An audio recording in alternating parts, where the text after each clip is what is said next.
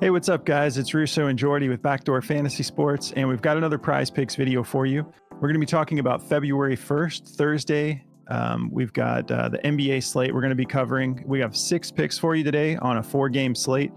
That's because we were unable to get anything really rolling last night for first look, and we just didn't want to wait until like 4 in the morning for the board to populate with something more than demons. So we appreciate you guys' patience with us last night. You guys are always really cool. When we have to change it up a little bit, we appreciate you. But yeah, so we have 6 picks for you. Before we get into these plays, though, if you've never tried Prize Picks, use our code at the bottom of the screen and they'll match your first deposit up to $100. They're going to just double what you put on. So if you do deposit your whole 100, you'll get 200 to play with. So definitely take advantage of that deal. Put that code in when you're making your first deposit and they'll hook you up. And if you're new to our channel, make sure you subscribe and hit the notification bell so you can jump on these plays before they get moved or removed.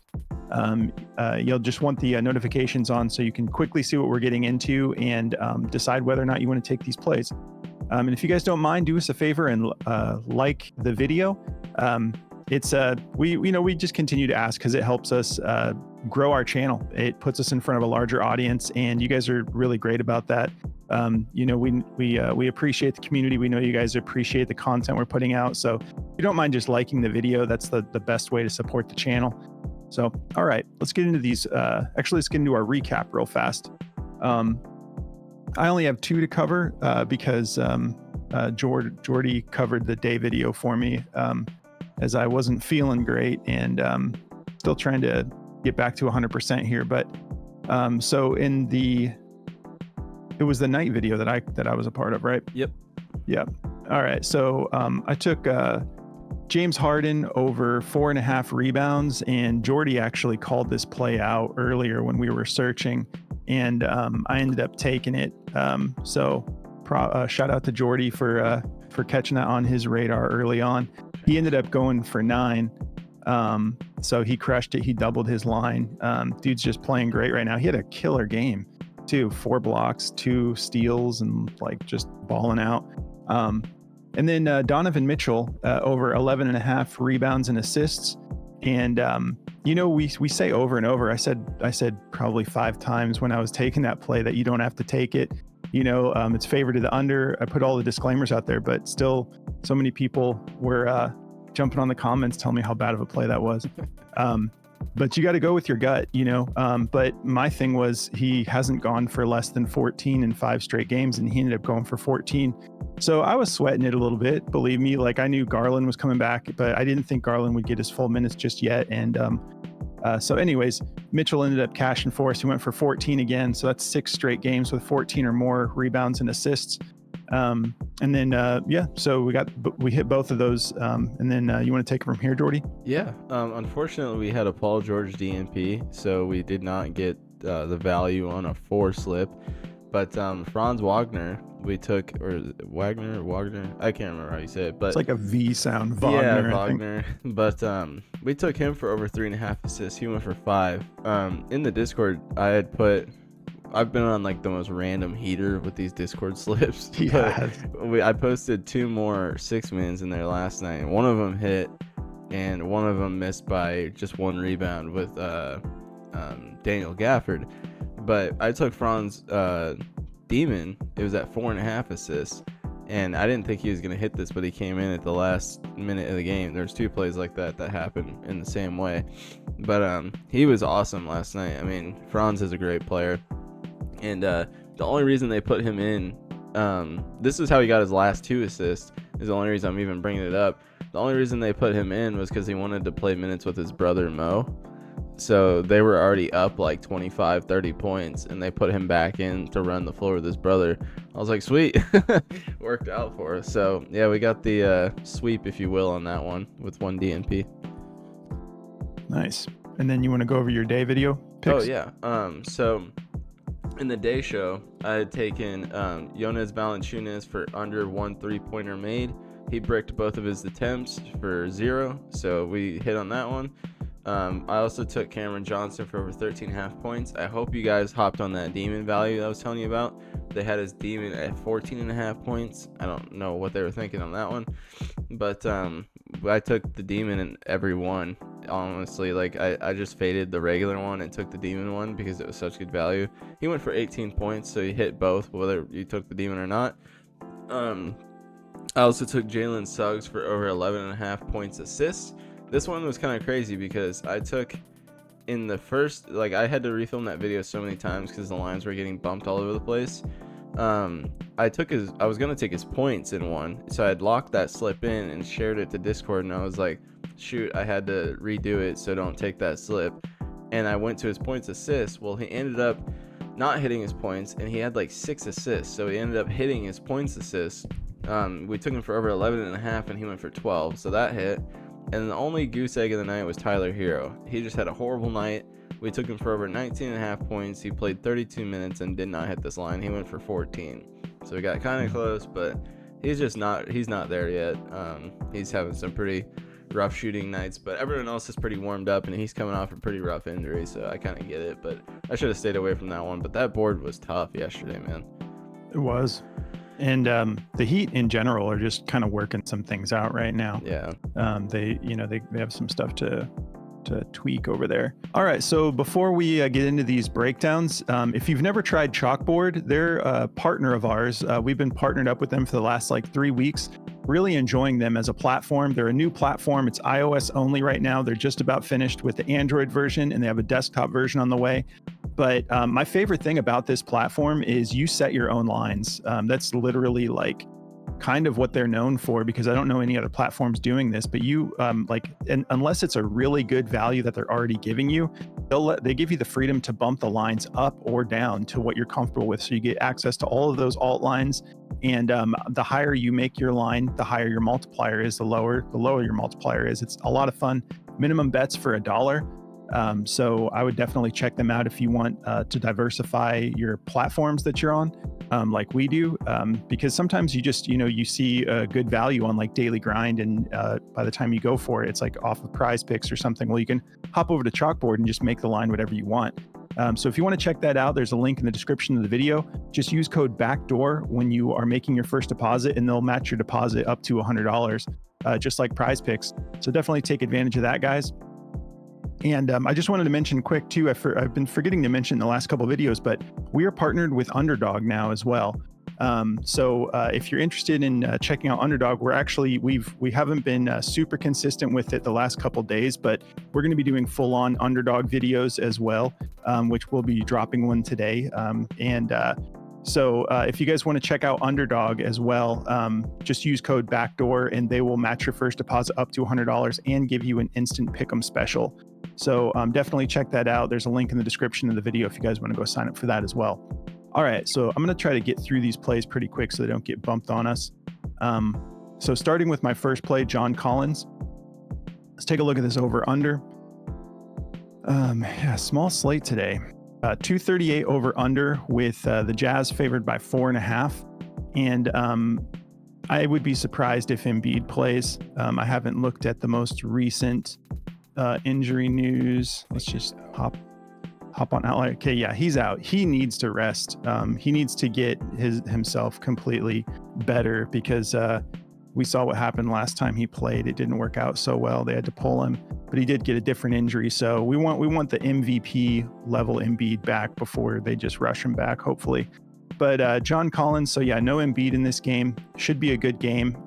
That actually excites me because there's a lot of other players on the 76ers I'll want to get into, like Kelly Oubre. I'll want to play their props. But anyways, Kelly Oubre and Harris, Tobias Harris, and those guys, I'll definitely be looking at some of their plays. But John Collins here, we know he can do this on rebounds alone. He's gone over this 4 out of his last 5 games.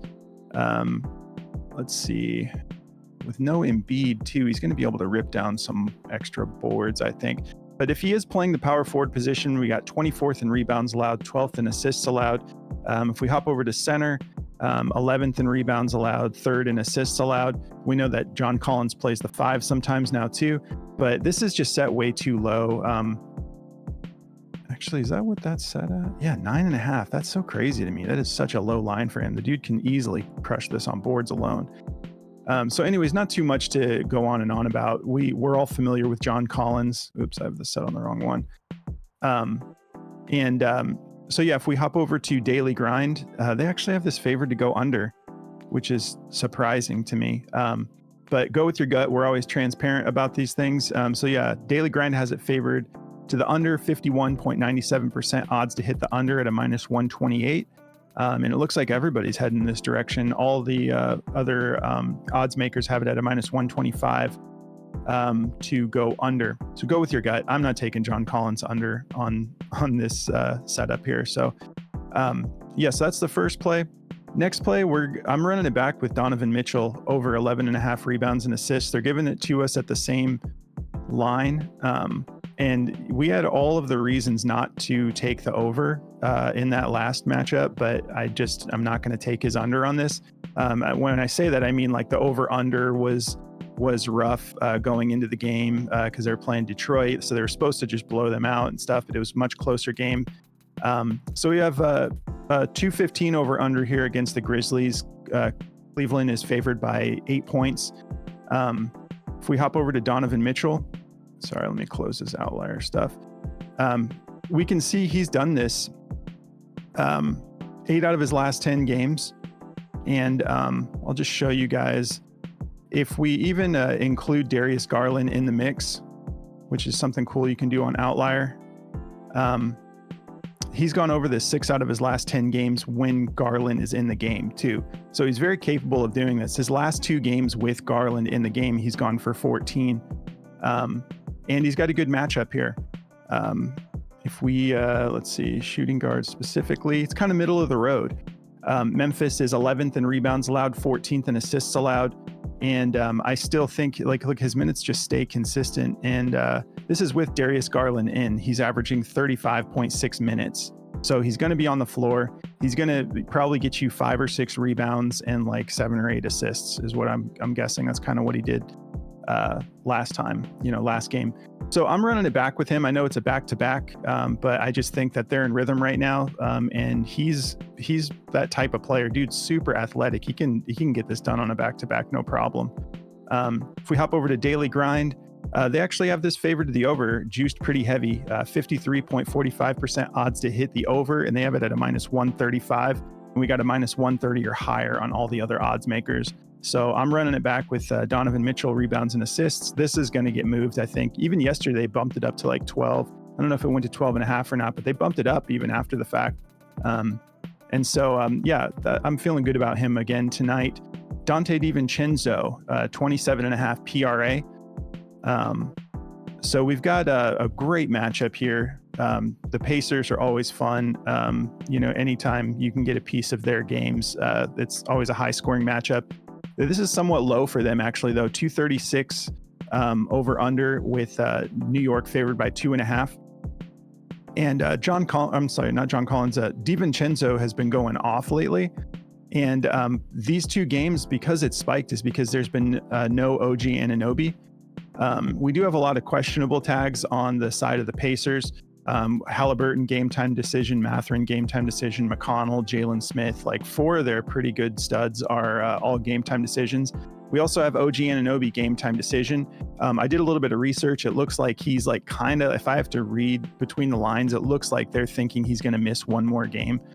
They weren't talking like he's doing well and he should be good to go by game time. They're calling it a game time decision, but they're saying that he's at risk of missing his 3rd straight game. So if he is out, I think this line's going to crush at a 27.5 PRA because he's been killing it. And it looks like DiVincenzo needs more minutes is what this is telling me because he's been producing.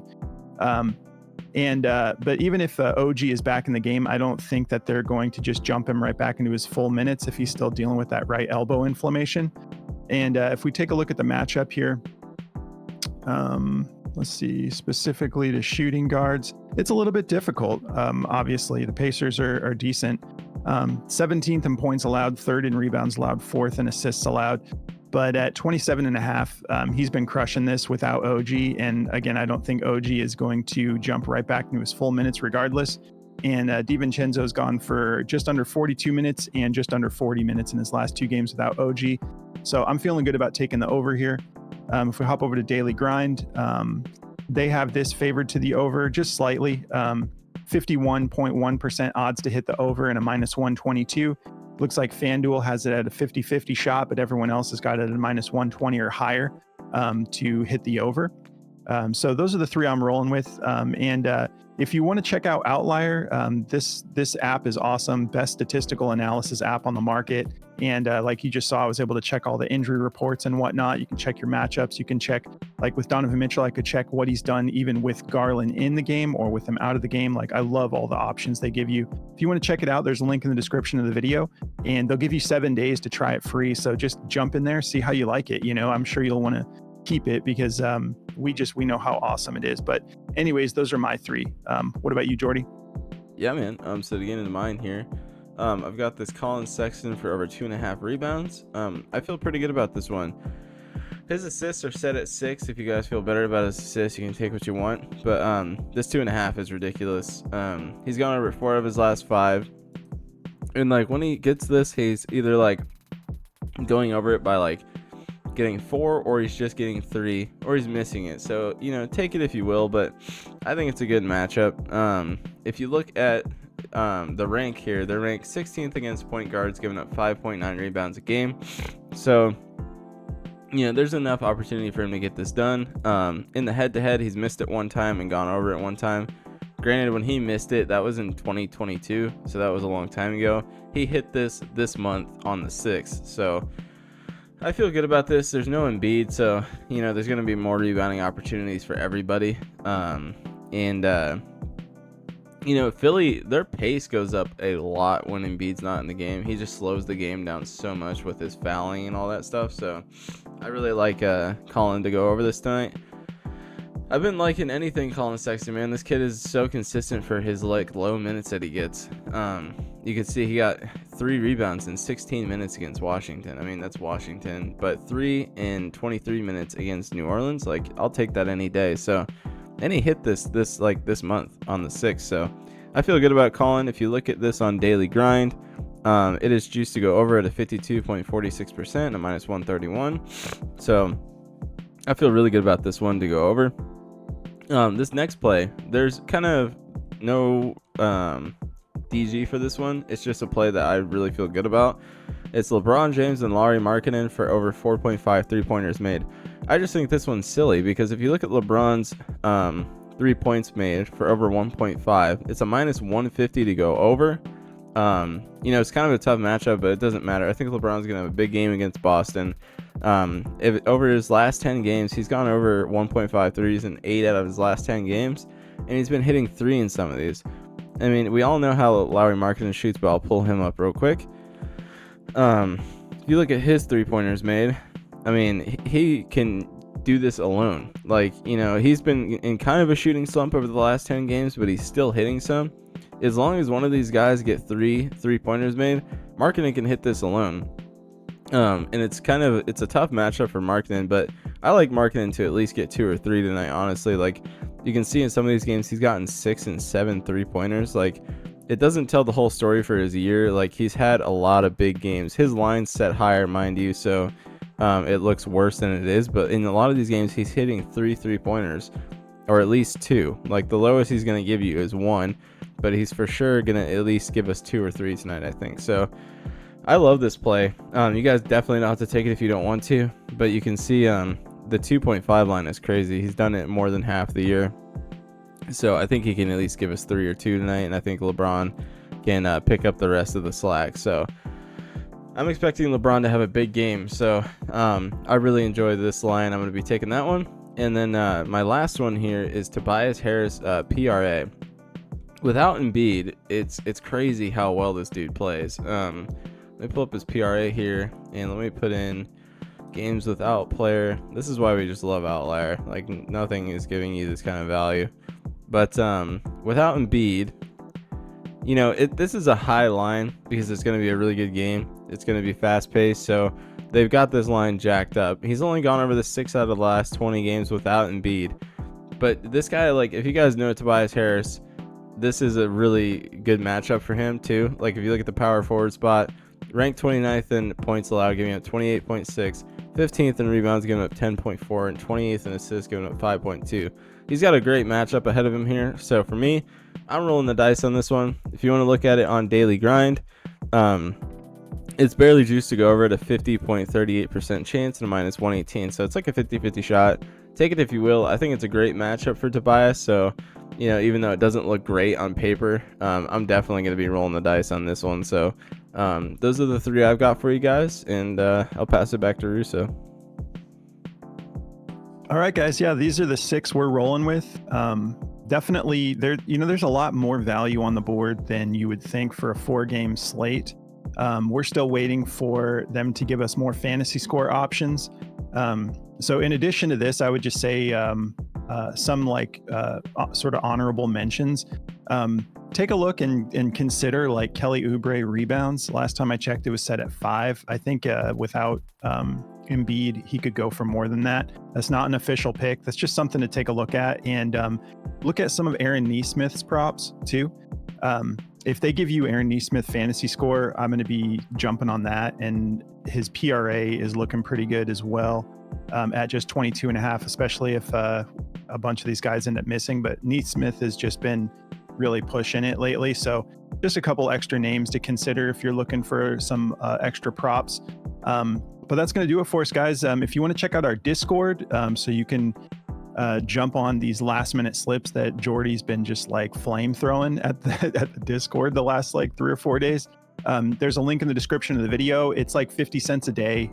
So if you decide to check it out, we have a killer community over there. We have some heavy hitters, and we've got 2 extra analysts in there, Moose and Consul. So as a community, that's the best resource that you get there is actually the community, because we have so many people that are always looking for plays, and we work together so well in there. It's like a totally different world. So if you want to check that out, just make sure you go through the link in the description of the video and then go to server subscriptions and subscribe, and then it'll unlock all the channels for you. But we hope you guys have a great Thursday. Enjoy this small slate, and we will catch you in the next video. Good luck, guys.